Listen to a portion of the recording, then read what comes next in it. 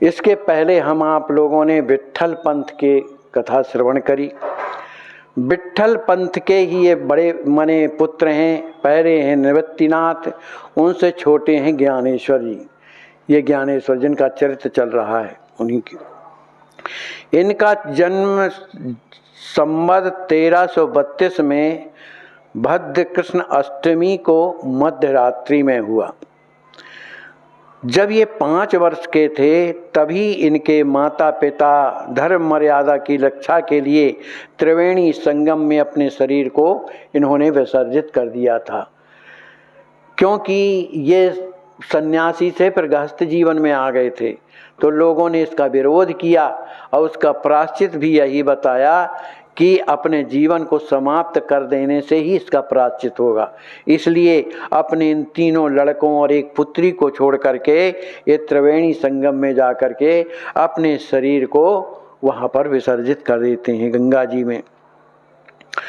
जब ज्ञानेश्वर जी छोटे थे और फिर इसके बाद उनके छोटे भाई थे जिनका नाम था सोपान जी, वे 4 वर्ष के थे और उनकी जो छोटी बहन थी वो थी 3 वर्ष की। माने इस वर्ष की स्थिति में इन दोनों पति पत्नियों ने, विट्ठल पंत जी ने अपना शरीर छोड़ दिया था। इस तरह से ये चारों बालक जो है अनाथ हो गए थे, अनाथों के तरह, क्योंकि माता पिता है नहीं, कौन उनका पालन पोषण करेगा। परंतु इनका चरित्र देखने में ऐसा मालूम होता है कि ये चारों बहन और भाई माने भले बाहरी रूपों में अनाथ रहे हों, लेकिन ये सकल लोकनाथ जो भगवान हैं ये उनके भक्त थे, बचपन से ही भक्त थे। ये मात्र पितृहीन बालक कच्चा अन्न भिक्षा में मांग लाते थे, भिक्षा लेकर के आता कच्चा अन्न मांग के लाते थे और उसी से अपना जीवन निर्वाह करते थे। करते क्या थे? निरंतर भगवान का भजन करते थे, भगवान की कथा कहते थे, कीर्तन करते थे, भगवत चर्चा ही में अपना समय व्यतीत करते थे चारों। इनके सामने सबसे बड़ी कठिनाई थी कि समाज से इनका तिरस्कार किया गया, इनको समाज से अलग किया गया। अब ये बड़े हुए निवृत्तिनाथ जो उनके बड़े भैया थे ज्ञानदेव जी के, अब इनका उपनयन संस्कार कौन करे? लेकिन इन चारों के जो एक बहन 3 भाई थे, इनके जो आचरण थे बड़े पवित्र थे, निरंतर कीर्तन और कथा करते रहते थे, जिसके इनके साधु वाले इस जीवन को देख करके उनका दिनों दिन जो है वर्चस्व बढ़ने लगा, सभी कोई उन्हें चाहने लगे। जब विट्ठल पंत तथा रुक्मणी बाई ने अलौकिक रूप से अपना देह विसर्जित किया उनके माता पिता ने, तब तो उन ब्राह्मणों पर इनका और भी गहरा प्रभाव पड़ा। माने जब उन्होंने सुना कि ये विट्ठल पंत और रुक्मणी बाई इन लड़कों की जो मातारी बाप हैं उन्होंने अपने जीवन का विसर्जित कर दिया है, तो लोगों को लगा कि इनने जो कुछ किया है बढ़िया किया है, माने अपना प्रायश्चित किया है। तब इसका हृदय में लोगों को माने हृदय में प्रभाव पड़ा। उनके हृदय में इन बालकों के प्रति सहानुभूति हुई कि चलो कुछ भी है, इनके माता पिता के द्वारा गलती हुई थी तो इन्होंने प्रायश्चित किया। लेकिन इन लड़कों के प्रति प्रेम तो था उनका, लेकिन जो दीक्षा संस्कार करना चाहिए वो इन लोगों ने, गांव वालों ने नहीं किया। प्रेम था सब कुछ, तो आ करके एक ने कहा, भैया तुम जो गांव का मुखिया था, तो कहा भैया तुम लोग एक काम करो कि पैठण चले जाओ और वहाँ के जो विद्वान लोग हैं, जो शास्त्रज्ञ हैं, वो तुम्हारे उपनयन की व्यवस्था कर देंगे, माने यज्ञोपवीत की, तो हम लोग भी उसे मान लेंगे। यदि वो माने यज्ञोपवीत आप लोगों का करते हैं तो उस बात को हम भी स्वीकार कर लेंगे। अतः ये लोग पैदल यात्रा करते हुए भगवान नाम कीर्तन करते हुए पैठण पहुँचते। वहाँ इनके लिए ब्राह्मणों की सभा हुई, चारों के लिए। इन्होंने जाकर प्रार्थना किया कि भाई हम लोग जो है, हम लोगों का यज्ञोपवीत नहीं हुआ है, इसलिए आप लोग हम पर कृपा करो। तो पैठण के जो ब्राह्मण थे वो महान विद्वान माने जाते थे। उनकी सभाएं लगा की करती थी, निर्णय जो किया जाता था वही सर्वमान्य होता था। तो सबने बैठ करके अनेक प्रकार से विचार किया। विचार करने के बाद इन सभा में यही निश्चित हुआ कि इनकी शुद्धि किसी तरह नहीं हो सकती, शुद्धि नहीं हो सकती है। केवल एक उपाय है, यदि ये करें तो उससे हो सकता है। तो उन्होंने उपाय ब्राह्मणों ने बताया कि आखिर शरीर जो है तुम्हारा उस तरह का है, माने एक प्रकार का जो धर्म से विरुद्ध है। माने तुम लोग, माने तुम्हारी माँ गृहस्थ और पिता हैं तो विरक्त, उससे जो संतान हुई हो न गृहस्थ की है न विरक्त की है। इस कारण से हम लोग इसका निर्णय नहीं कर सकते हैं, लेकिन हाँ उपाय बता सकते हैं। अगर ये प्रायश्चित तुम लोग कर लो तो ये काम माने हो सकता है। उन लोगों ने पूछा, निवृत्तिनाथ बड़े भाई उन्होंने पूछा कि बताइए क्या करना होगा। तो उन ब्राह्मणों ने कहा कि अपने ऊपर हंसने वालों को, माने तुम्हारी जो निंदा करते हैं, तुम लोगों से जो माने उटपटांग बोलते हैं, देह दृष्टि से लोक लज्जा को त्याग करके आप लोग क्या करो, कुत्ता मिल जाए, चाहे चंडाल मिल जाए, चाहे गाय मिल जाए, सबको भूमि में लेट लेट करके और दंडवत प्रणाम करो, सबको कोई भी मिल जाए। तो इस तरह से करोगे तो भगवान की अनन्य भक्ति तुम्हें प्राप्त होगी, ऐसा कहा।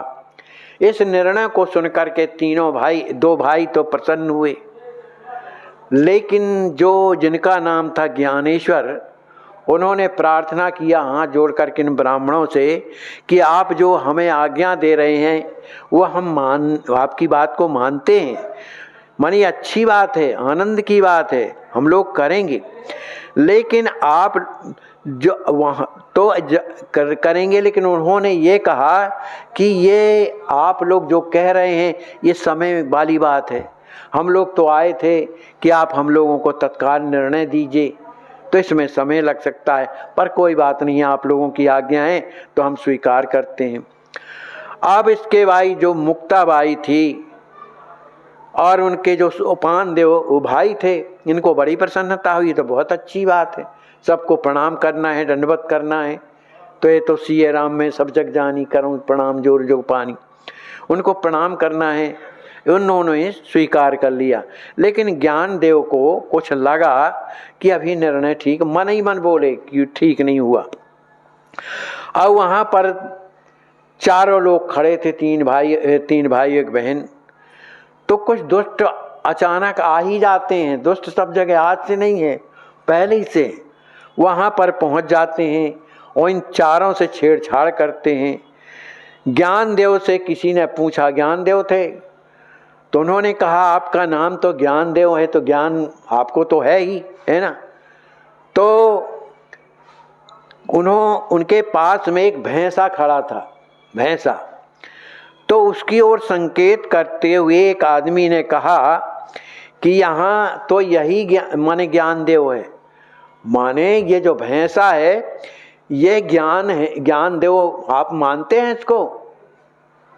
तो जो दिन भर बेचारा ज्ञान ही तो ढोता रहता है, कुछ भी लाद दो इसके पीठ में, चाहे पुस्तकें ला दो, चाहे कुछ भी ला दो, वे रात दिन ज्ञान ही तो ढोता है, तो इसको आप मानते हैं? कहिए देवता, ये आपके जैसा है?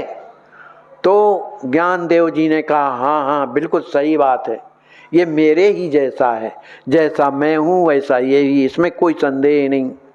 यह तो मेरी ही आत्मा है, जो उसमें आत्मा है वो मेरे में है, जो मेरी है सो उसमें, उनमें कोई भेद नहीं, इसमें मैं भेद नहीं मानता। तो किसी ने क्या किया, छेड़छाड़ करने पर उस भैंसा की पीठ पर दो माने बेंत मारे जोर जोर से, और उनमें से पूछने लगा क्यों ज्ञानदेव, जब ये आत्मा तुम्हारी है और तुम्हारी आत्मा इस भैंसे की है, तो मैंने तो इस भैंसे को मारा है, जब तुम दोनों में कोई अंतर नहीं है, तो ये सांटा जो मैंने मारा है डंडा, ये तुम्हारे भी तो लगा होगा। तो ज्ञानदेव ने कहा हाँ लगा है। उन्होंने अपनी पीठ खोल करके दिखाई तो 2 सांटे लगे हुए थे।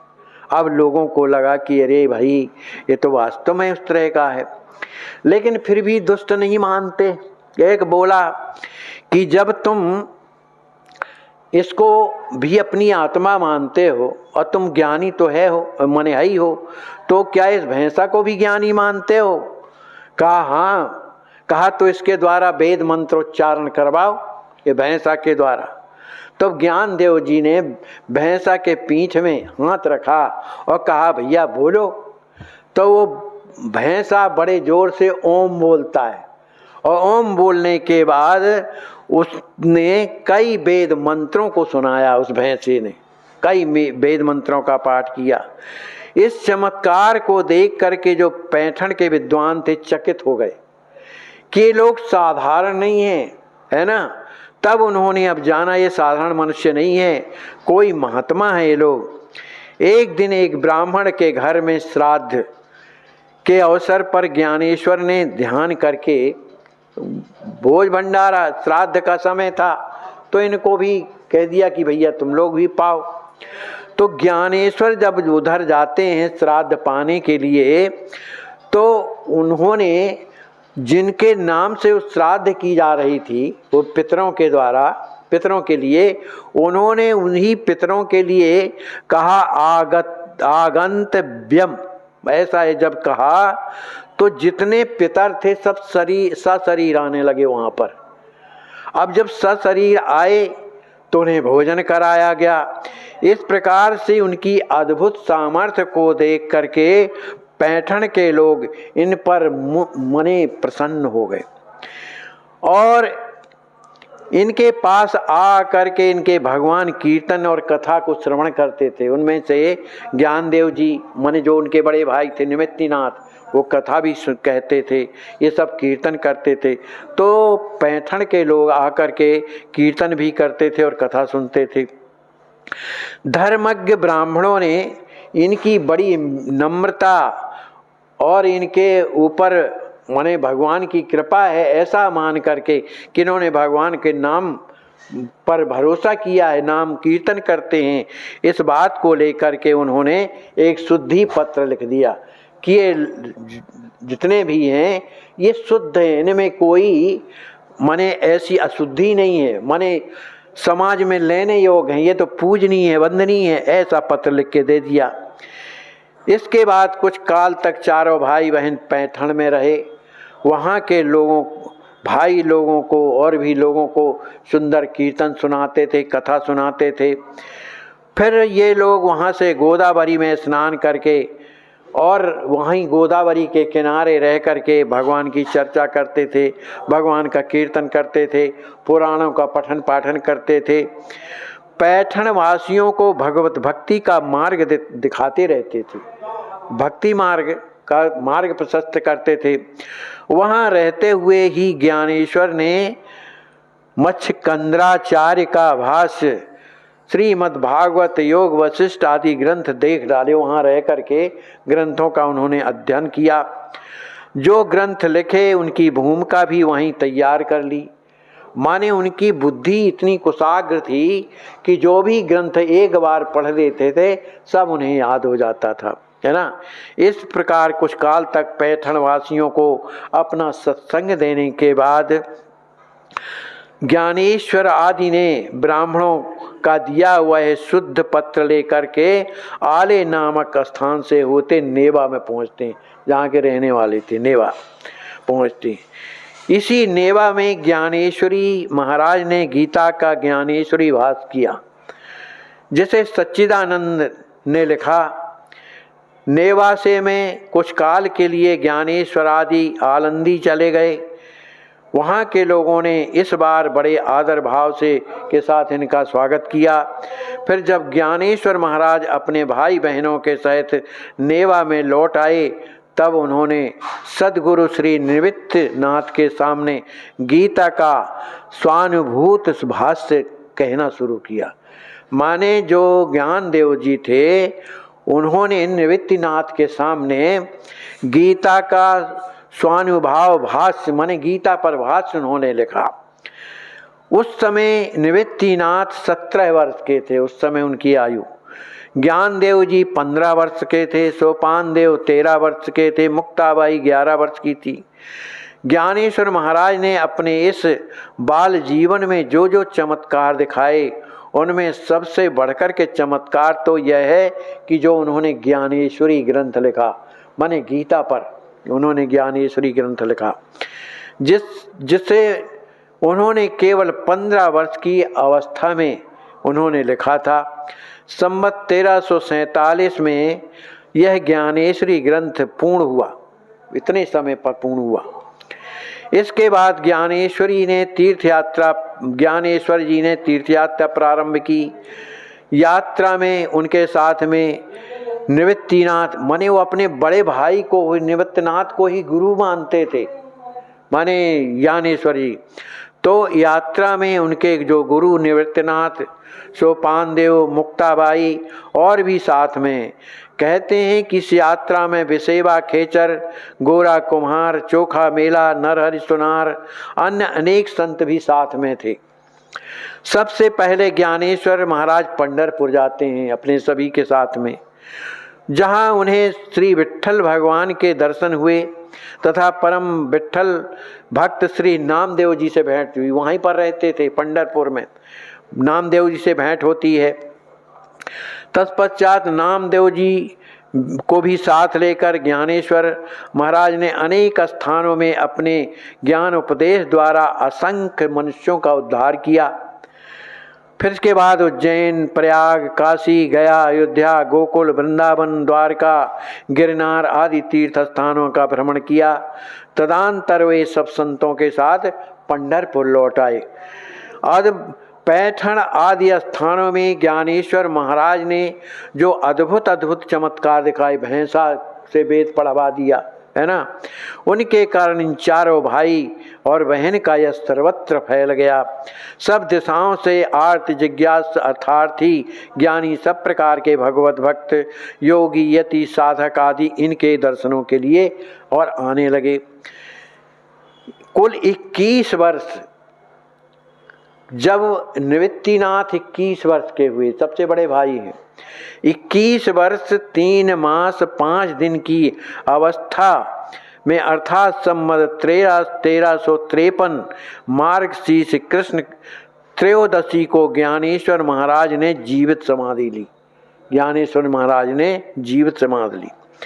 उसके समाधि लेने के बाद 1 वर्ष के भीतर ही सोपान देव, चांग देव, मुक्ताबाई, निवृत्तिनाथ भी एक एक करके लोक से परम धाम को पधार गए।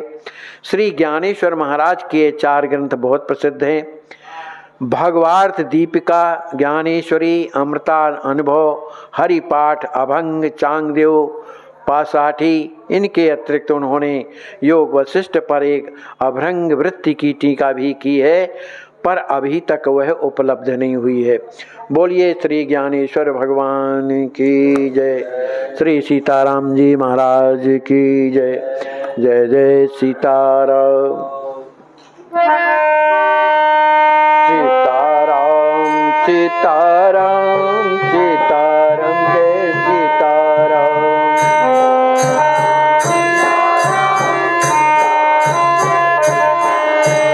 सीताराम सीताराम सीताराम जय सीताराम।